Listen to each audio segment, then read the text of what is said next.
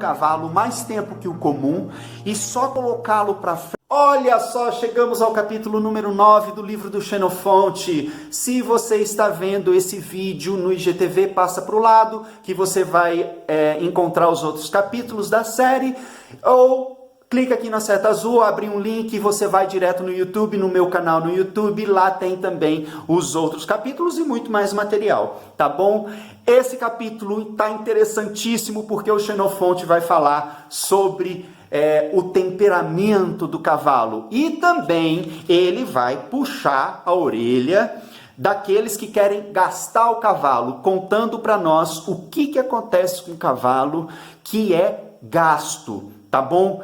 Que é o termo que nós usamos para cansar o cavalo. Eu achei muito legal, mas eu vou contar no final do vídeo, que eu quero que você assista tudo. Olha só, Xenofonte diz que a coragem, a índole, o ânimo é para o cavalo o que o temperamento é para o homem. Ele já está insinuando aqui que homem sem temperamento não é nada. Então ele está dizendo que a coragem, o ânimo é para o cavalo, que o temperamento é para o homem. Isso é muito interessante, porque Xenofonte está preocupado com um cavalo que tenha, no nosso linguajar popular, coração grande, né? Isso é muito interessante, essa metáfora. Ele também faz uma retrospectiva dos capítulos anteriores, mas principalmente lá no capítulo 1 e 2, em que ele fala do comércio de cavalo. Ele já fala que existe uma enganação ali no comércio e as precauções que você deve tomar.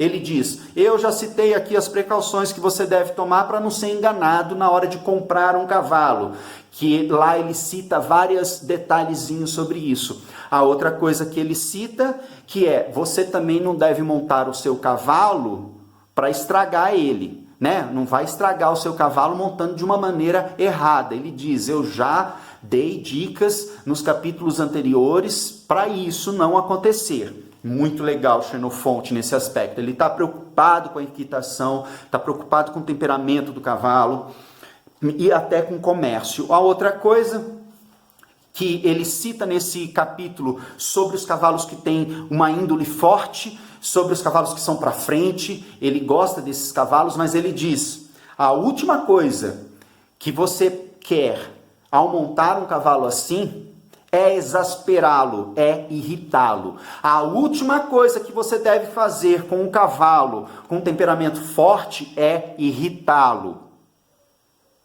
Muito legal. Então você deve montar o cavalo sem irritá-lo. Ele deve ser montado de uma maneira que não irrite o cavalo. Provavelmente que ele está dizendo aqui sobre pegar na boca do cavalo, amarrar o cavalo, montar e bater a bunda na sela. Sabe esse tipo de montaria mal feita? Que ele se preocupa em fazer isso de uma maneira correta e boa para os dois.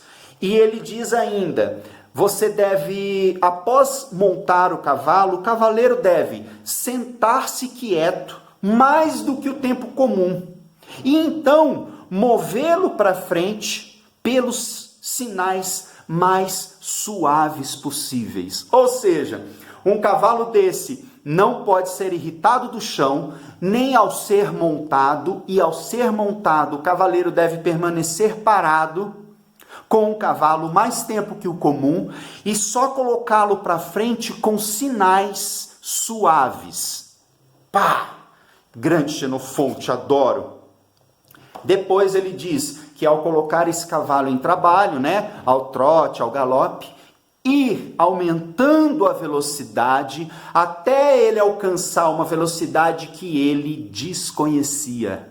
Isso está muito legal, porque isso aqui me parece, eu preciso ler mais, está associado com os testes feitos com animais na descoberta do desamparo aprendido, numa época em que eles queriam descobrir esses limites, e que isso pode gerar um estado, inclusive, antes do desamparo aprendido, de esperança e autoconfiança. E aqui o cavalo vai aprender a ganhar mais autoconfiança conhecendo seus próprios limites. Ele não está falando de gastar, ele não está falando de maltratar, de bater. Ele está falando de conhecer as suas potencialidades. Massa, hein?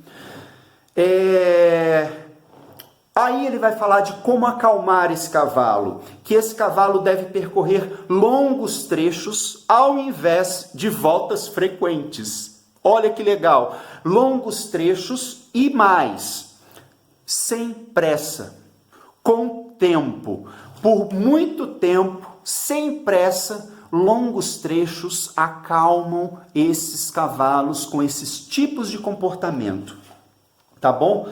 Ele também vai falar sobre o uso de sinais, que é o beijinho, ou ele usa esses sinais para o trabalho com o cavalo e como que esses sinais podem melhorar ao invés de irritar. É uma preocupação do Xenofonte acalmar o cavalo, ou seja, movimentos suaves e calma estabelece um conjunto mais preparado para enfrentar uma guerra. Uau! Então, outra coisa que ele fala, que é fundamental, cavalos de alta energia, ele quer que esse cavalo chegue num patamar legal. E os cavalos de baixa energia, que ele até usa o termo lesma, que são cavalos que podem chegar aqui. É o que ele está fazendo como treinador de cavalos. Pegar os de alta energia incontroláveis e trazer aqui, e os de baixa energia subir aqui, para ter um conjunto mais harmonioso. Preocupação do Xenofonte.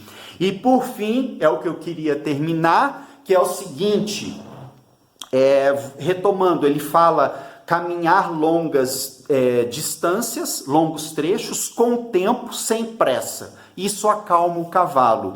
E engana-se quem tenta acalmar o cavalo, cansando-o e cavalgando rapidamente. Então ele diz que nesses casos, a única coisa que você vai conseguir é um cavalo furioso e provavelmente causando danos irreversíveis.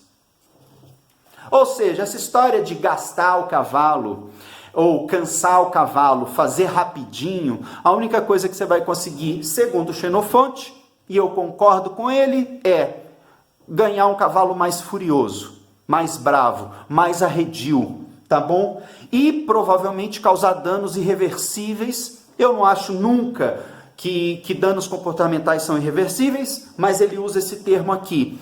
Então, o Xenofonte está preocupado não em gastar o músculo do cavalo, mas trabalhar com o psicológico. Isso é profundo, isso é muito bonito, isso é muito interessante. Essa psicologia equina,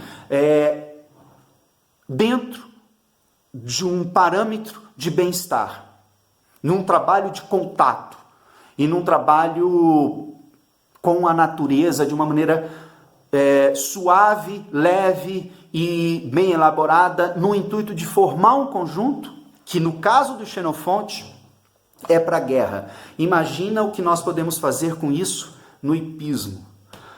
Que capítulo 9 maravilhoso, galera! Deixa seu comentário aqui, dá um like, por favor, porque eu acho que esse vídeo merece. Eu estou muito feliz em ler esse cara e... Bem, é bonito isso aqui, que nós chamamos de livro, essa máquina do tempo, né? É uma máquina do tempo, porque nos conecta com o cara que escreveu isso. É muito bonito. Bem, até a próxima, até amanhã no capítulo 10. Um beijo para todo mundo, beijo nas crianças, tchau!